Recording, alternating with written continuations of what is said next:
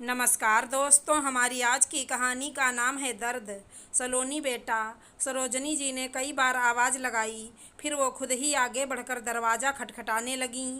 दरवाज़ा खुला हुआ था तो वो अंदर चली गईं तो देखा बहू रानी रील्स बनाने में व्यस्त थी। सासू माँ को सामने देखकर एकदम से घबरा गई और फ़ोन साइड में रख दिया। मैं तब से तुम्हें आवाज़ दे रही हूँ, नीचे मेरी दोस्त आई हैं, तुमसे मिलना चाहती हैं, जल्दी से कपड़े चेंज करके नीचे आ जाओ। उस समय सलोनी ने लोअर टी शर्ट पहन रखा था, इसलिए सरोजनी जी ने उसे कपड़े चेंज करने को कहा। वो माँ रील बनाते समय उसी में मगन थी तो आपकी आवाज़ सुनाई नहीं दी। कोई बात नहीं, हो जाता है कभी कभी, अब जल्दी से आ जाओ, कहकर सरोजनी जी चली गईं। क्या हुआ? बहू रानी सो रही थी या मोबाइल में मगन थी?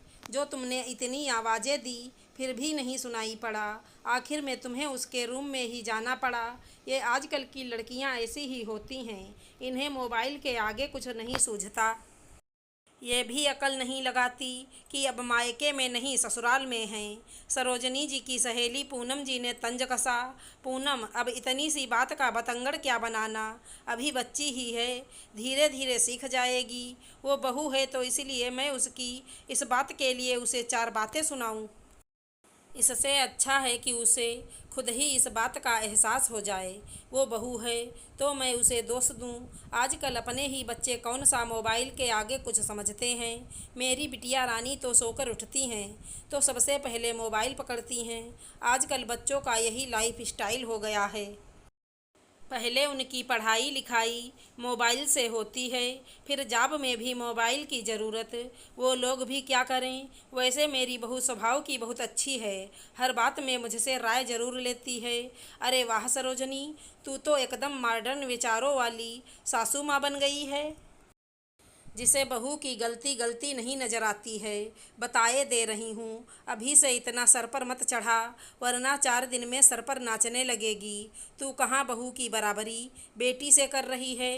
बेटी अभी मायके में है, उसका जो जी चाहे करे, बहू ससुराल में है, उसे हर काम सासू माँ की मर्जी के अनुसार करना ही पड़ेगा।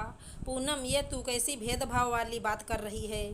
सलोनी और अवनी दोनों सेम उम्र की हैं। सलोनी को तो फिर भी बहुत सारे काम आते हैं, लेकिन मेरी अवनी को तो घर के कामों का काखा गाघा भी नहीं आता। मेरी बहू मेरा दुख दर्द समझती है, जहाँ मुझे अकेले किचन में देखती है तुरंत मुझसे पूछ पूछ कर सारा काम करने लगती है। अब नया घर है तो थोड़ा समय तो लगेगा ही उसे सीखने समझने में, जबकि बिटिया रानी एक नंबर की स्वार्थी हैं। मैं चाहे जितनी परेशान हो जाऊं, वो अपना मोबाइल छोड़कर उठती भी नहीं है। बेटी अपनी होकर भी माँ का दर्द नहीं समझती, जबकि बहू पराई होकर भी मेरा दर्द समझने लगी है। इससे अच्छी बात क्या हो सकती है मेरे लिए।